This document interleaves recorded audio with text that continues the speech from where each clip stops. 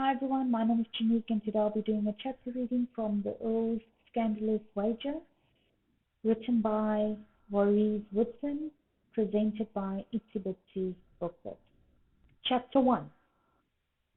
Emily studied each face surrounding the table, all participants, all tense, all consumed, absorbed in the game of chance being played out in the small private chamber. The gentleman seemed to have gotten her present, but in truth that was unlikely. She was the sole female among them, a position she had been unable to avoid. Damn Brian, her stepbrother and guardian. He had thought to cover his true destination from his dear mamma by first attending a soiree with his stepsister in attendance. Unaware of his intentions, Emily had allowed him to assist her into the coach. Now he sat there like a cobra, mesmerizing its prey. His eyes fair glowed with excitement. She found the smells of melting candle wax, lamp oil, and the overall scent in the room overwhelming. Her nerves near shattering made her sick, and she had to force down a gag, aided by candles placed around the table, to wash the surface with light. The close quarters sweltered. Beneath the lingering odors, the gentleman exuded nervous energy, anxious to claim the victor's prize, her. At the moment the wager had been placed, not a single gentleman objected to the pledge of her freedom to replace the 100 which her guardian did not have at the ready. Brian couldn't do this to her. He could not. This transaction could not be legal. Yet what did lawful have to do with the matter? She reached over and whispered in her stepbrother's ear, "Brian, you shan't do this to me. I shall refuse." His grin stretched the corners of his mouth into a threatening sneer. "Dear sister, you'd best wish me luck. I must win, and you are the only stake I had available. You shall oblige me, or the consequences will prove dire to your person. Now be silent, or you shall regret it."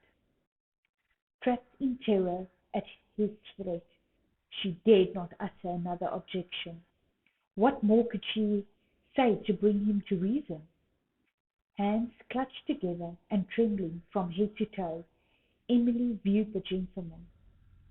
Mr. Brian Bramwell, her stepbrother, Sir Franklin Henry, Lord Alfred Noble, Mr. George Wakefield, and Lord Philip Beckley Benton, the Earl of Lethbridge, all participated in this unholy competition. Badly foxed by the endless flow of whiskey and the little awareness of their actions, not a single gentleman present gave thought to the consequence to a lady's reputation, to say nothing of her well-being. With his gaze riveted to the dice, Brian rolled the ivory cubes, watching the outcome. When the dice landed, he smiled with triumph, seemingly at his luck, and stepped back to catch Emily's hand. Close to her ear, in a tone little more than a whisper, he said, "Looks as if I may win, and if I do, I can repay part of my debt to Mr. Hector Henderson. That shall benefit you when you marry him." Emily sucked in a deep breath and vehemently shook her head. That old toad, Mr. Hector Henderson, fat with a protruding belly, bold, gross with sweaty hands, loose lips, and old enough to be her grandfather? Ugh! She couldn't, she simply couldn't abide such a connection. No! But yes, my sweet one, mother has all the arrangements well in hand. The nuptials shall proceed tomorrow morning. Hector would accept no less. I owe him. I had to agree. Brian squeezed her hand as if to reassure her. A partial payment may delay the marriage until I can gather the remainder of the funds to eliminate the debt entirely. Regardless, he will have you one way or the other." How could she escape such a devastating disaster? Sick to her stomach, she searched the room for the nearest exit, but Brian transferred his grip to her wrist with bone-crushing intensity and scowled at her. "You cannot run. Rather than lose you, Hector would kill you first. He is dangerous. I should have studied his character before I borrowed from him. In any event, if I lose, you may escape him. Your reputation would not survive, but you might. It's either agree to the terms of this game or marry Henderson. I can do no more. You must see that." Staring at Brian, her eyes widened in alarm, and she trembled. That he must gamble with her future and her life as his aunt was something she could not comprehend. His selfishness and lack of morality were beyond belief. With a hollow sensation in the pit of her stomach, she fought against total collapse. She must find a way to escape. Perhaps one of the other gentlemen would win. She studied the gentlemen around the table. Any one of the others was a better bargain than Hector. By appearance, all were gentlemen, fairly young in comparison to Mr. Henderson. She only hoped these men held to the gentlemanly standards of behaviour, and would not stoop to acquiring her with the expectations of gaining a mistress. She wouldn't despise becoming a maid in a genteel establishment such as all of the remaining gentlemen possess. She would do almost anything to escape marriage to Mr. Henderson. Emily, with her heart in her throat, stared at the last gentleman to cast the dice into the table, the deciding throw of the game. Was he indeed Lord Lembridge? She couldn't recall any with any certainty. He appeared a wealthy gentleman in his expertly tailored cutaway coat, perfectly tied cravat, and buff breeches, along with his highly polished boots. However, with his black hair tied back and eyes glowing with a fire lit from within, he sent shivers down her spine. His hands were big, strong, too much to match the rest of his tall frame. His emerald eyes, tense and focused, watched the dice leave his fingers. Either she would return home with her stepbrother to face a fate worse than death, marriage to Hector, or Lord Lembridge would claim her, a far better choice. To his credit, Lord Lembridge had handsome features, was relatively young, and certainly wealthy, according to Brian. Why would a gentleman of his high standing join in such a game of chance? Drunk or not, it didn't matter. His participation seemed absurd. He must have a hidden reason, but what? Speculation to that question made her shudder with apprehension. As the ivory cubes rolled across the wooden table, her lungs seized with dread. She could barely catch her breath, terrified of the outcome, the unknown. She could not tear her gaze away from the dice, rolling, rolling, rolling toward her fate, with her pulse drumming in her ears to a deafening degree. And locked alone in her own private hell, she waited for the ivory cubes to land. Slowly the dice rolled to a standstill on the wooden surface, mere inches from the edge, and Emily's heart halted for a single beat. Lost! He lost! Her stepbrother lost! With trembling limbs she fought to remain standing, while darkness swirled around her.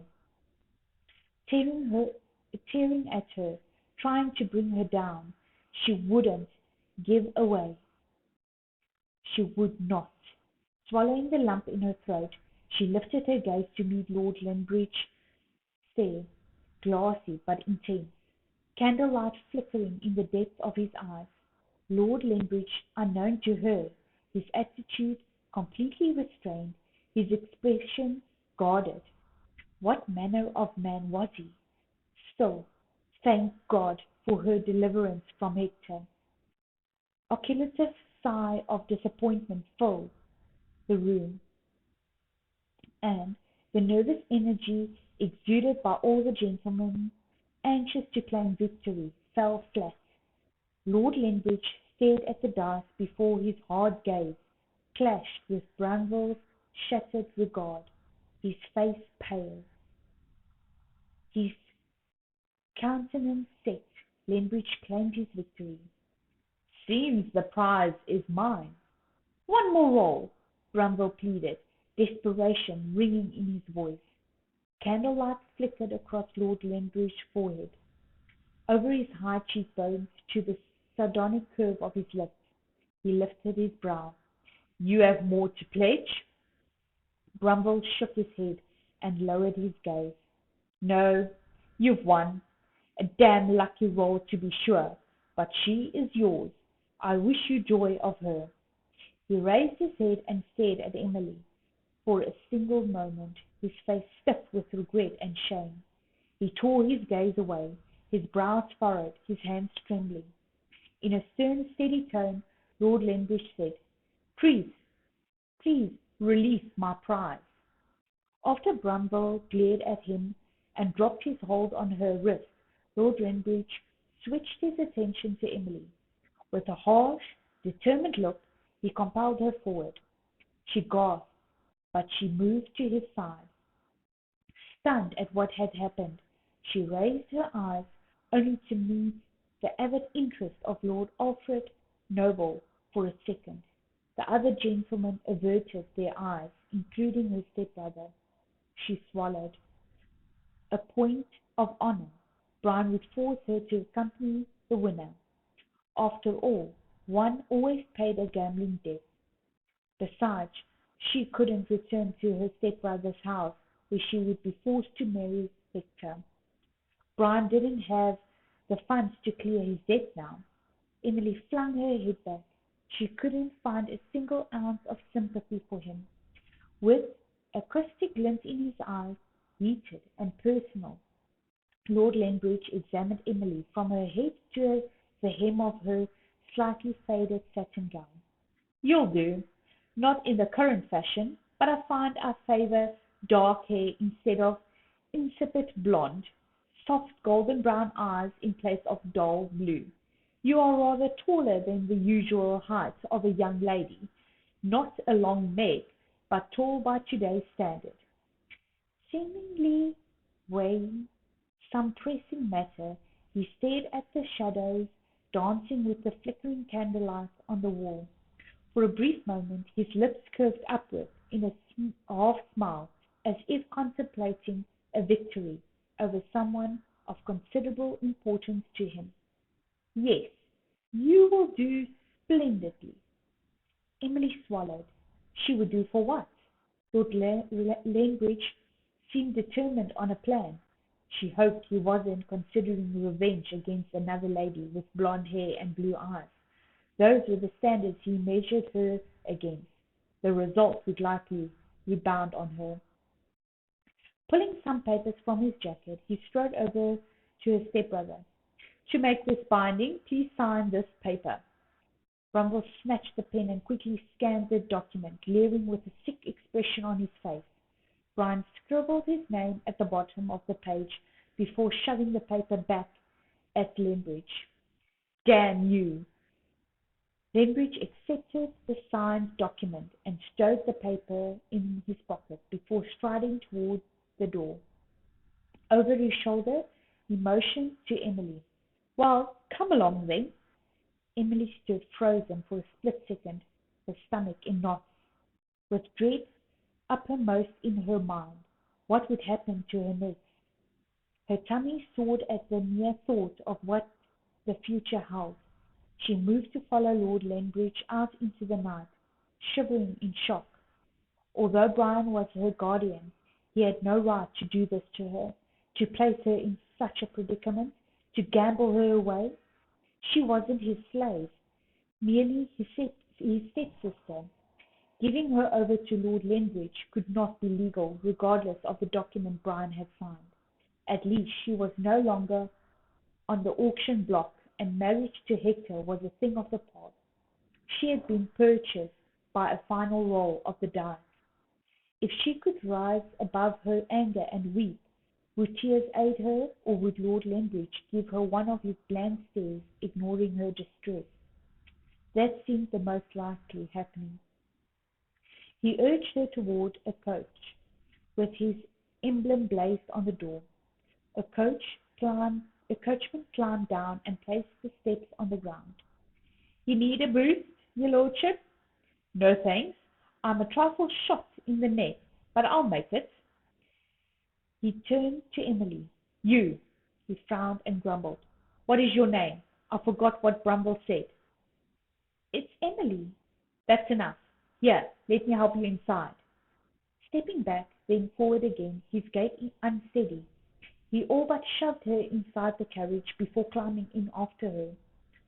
She slid across the soft leather seat, cool and supple beneath her. A dim light from the carriage lamp washed over the dark upholstery, and the light blue walls. Luxury indeed. The smell of liquor, along with lingering cigar smoke in such a small space, overpowered the odour of the lamp fuel.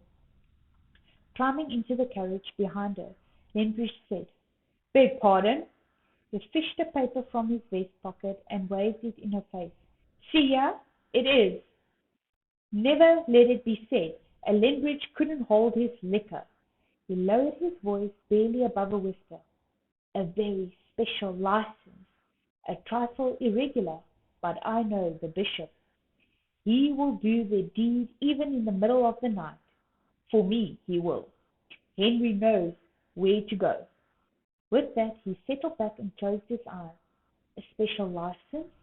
She nearly choked. A special license means a marriage ceremony. What deed shall he perform? He opened one eye. A marriage ceremony for us? Emily couldn't breathe for a full second.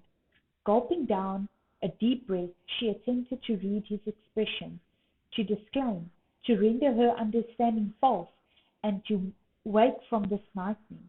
He couldn't be serious, could he?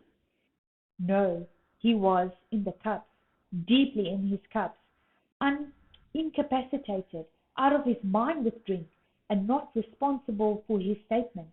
Lord Lethbridge had obviously escaped from Bedlam. "How is it you had this special license on your person?"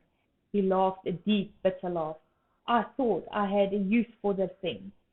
He lifted his hands in the air. "I was proven correct. I intend to make use of the license tonight." What could she do? How could she save herself? She could always say no, loudly and to the point, so her message would pierce through the fog of liquor clouding his mind. At least he hadn't assigned her the role of his latest mistress. "No, I won't marry you." He straightened and grinned at her. "Course you shall. What other choice do you have? Your reputation will be in tatters with morning's dawning light. That fellow, what's his name? Lord Brian Brumble, your step-brother, is it?" She gulped and nodded. "Thought as much. He can't take you back. I have his signature allowing the marriage." He lifted his monocle to one bloodshot eye and inspected her from head to toe. "Your guardian, I presume. As such, he can sign." He slurred in a barely distinguishable voice. "No choice. Marry or else." "If I refuse to marry you, can Brian force me to return to his care?" She thought of the emerald necklace she kept hidden in the hem of her cloak. Could she make her way with whatever funds the jewellery might bring? In any case, She didn't know where to hide or what to do about her future. Cast into the street, friendless, she would fall prey to all the hazards of being a lone female in a big city. You are not yet one of 20. You are not yet 1 and 20. He would be within his right to compel you back under his care. If you do not satisfy his gambling debt, he would be forced to render another form of payment. Without such, he would be unable to show his face in London again. Lethbridge Brumace. Not your debt, but your freedom was pledged as payment. He shan't reclaim you regardless. There is no reason for concern. We shall marry. Surveying her from beneath lowered lashes, Philip swept her features with intent. Yes, he had reeled at the first sight of this lovely young lady. A direct hit from the great mighty Jack Cleaver could not leave, could not have delivered a more profound leveler. Her exquisite beauty held him enthralled. He couldn't look away. Her vulnerability, her terror, a lovely young lady at the mercy of her stepbrother, called to the protector in him. Philip found he could not walk away, leaving her in such a situation. He had to help her. His end. She would belong to him. His to protect, to cherish, and to hold. He swallowed, to dislodge the warmth tightening his throat.